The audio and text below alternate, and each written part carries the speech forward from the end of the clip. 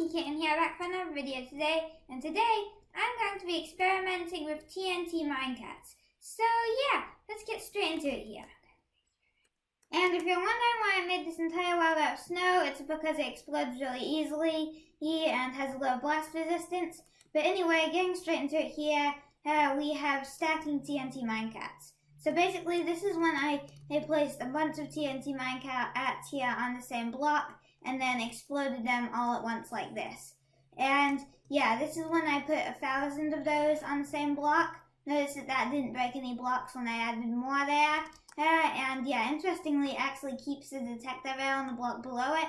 And this is basically all the blocks that can be broken from a TNT minecat that's placed on that block. And that's kind of interesting. And then you can see more and more imperfections as you get further and further along here. Until it just looks like a little crater. And next up here is a row of TNT minecats. So basically what I'm going to do is I'm going to press this button and all these TNT minecats will be activated at once. And we're going to see the crater it leaves. So that's how this all happened. I have set the repeater timing so it's all exactly the same. And okay, it looks like there's a slight imperfection in the exact timings, and I should have set the tile drops to false, but there we go. So yeah, this is kind of the tunnel that left behind, and yeah, you can see that it goes like a maximum, like this number of blocks outward, and it never also goes below this point, and you can see that sort of like there's little bumps even right in the middle here, there's even this block that goes right into the middle, or where the block sticks out. So yeah, you can kind of see like the way it's inconsistent and how there's like few blocks on this exact like axes, but that's still some.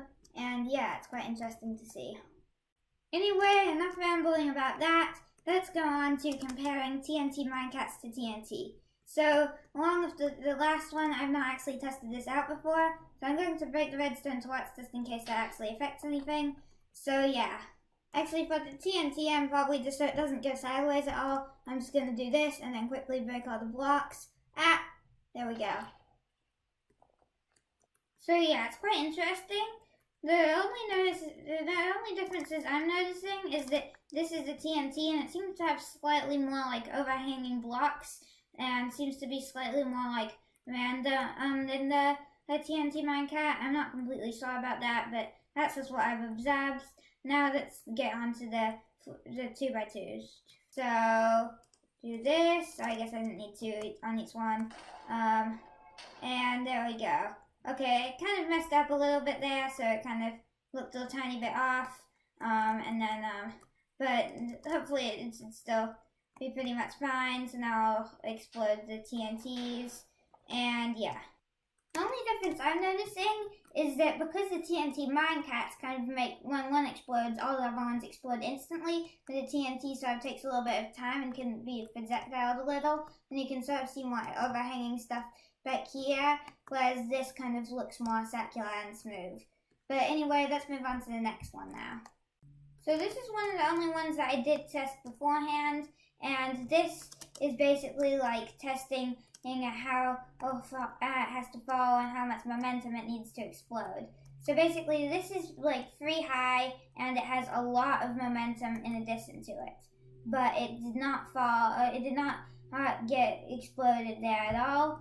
However here, I break this block and boom, it explodes right when it hits the ground. And this one is asking whether the height that it falls from will affect the crater that will when it hits the ground. This will also be sort of interesting to see how far out it gets pushed when I hit it. But anyway, if I push this one here from the least height, I'll just try and push it a small amount, then that is the crater that is left. Now if I try it with this one, then that is the crater that's left. I'll just observe like what I see afterwards. But right now I'm just going to push them very lightly so that the push hopefully won't make much of a difference about how far out it goes. And finally, push this one lightly, and here we go. And one interesting thing that I'm seeing already is it doesn't seem to be keeping any momentum whatsoever there. This seems like when that hits the ground, that it kind of just completely stops moving forward. But interestingly, it does look like this crater is the biggest when it fell from a much higher area. It seems to go all the way to exploding the sign, and if I go down to this area now, it looks like it goes all the way down to 42 wide, whereas here only goes down to like 46. So yeah, that's interesting. And so far all these explosions have been tested out on snow, but now I'm going to be testing them out on different blocks. So each one of these are 10 TNT minecarts, and yeah, from lowest blast resistance to highest. So yeah, let's get straight into it here with this one. And I'll break the redstone torch and see the explosion.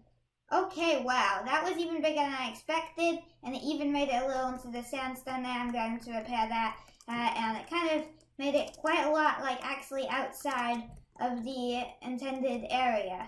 So yeah, slime that has a really low blast resistance, but that's now tested out of 10 TNT minecarts on sandstone. So as you can see, slightly smaller explosion, but it is still like very impressive. Doesn't quite like make it to like actually exploding the next area. These are both surprising me on how big the explosion is. This is meant to actually be slightly smaller than with snow blocks.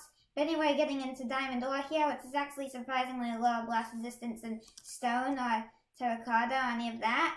But here, okay, it dropped a bunch of experience in the diamonds. And yeah, you can see that the explosions are shrinking, but interestingly, they're actually still being bigger than I would have expected. And yeah, okay, so move on to the terracotta now, even higher blast resistance. Okay, so, yep, slightly smaller again. Okay, just like speed through these next ones here.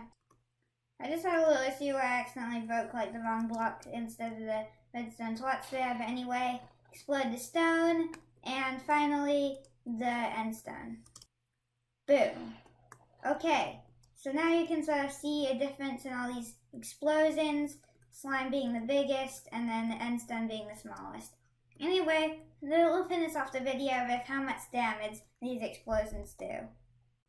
And here we go. So I had to actually make the area slightly bigger because when I tested them out just then, they actually just all died. But anyway, and now I'm just going to do it. So basically there are sheep and chickens in here, and we're going to see chickens have 4 health, sheep have 20. Let's break the block, see how many die. And okay, so it looks like yeah, okay, so none of the chickens survived, only the sheep did. Oh, okay. Actually, one of the chickens survived. So yeah, sheep have the same amount of health that players do. So that means without armor, if you're even 5 blocks diagonally, you have a chance that you're going to be still killed by the TNT minecart. So it seems like it's pretty deadly, but let's actually move on to the TNT here and actually see if it's any different. So I made those extra blocks that wouldn't go sideways, and okay.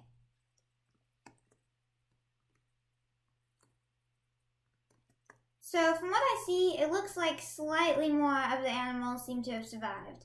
I see like a few chickens left and more sheep than in here.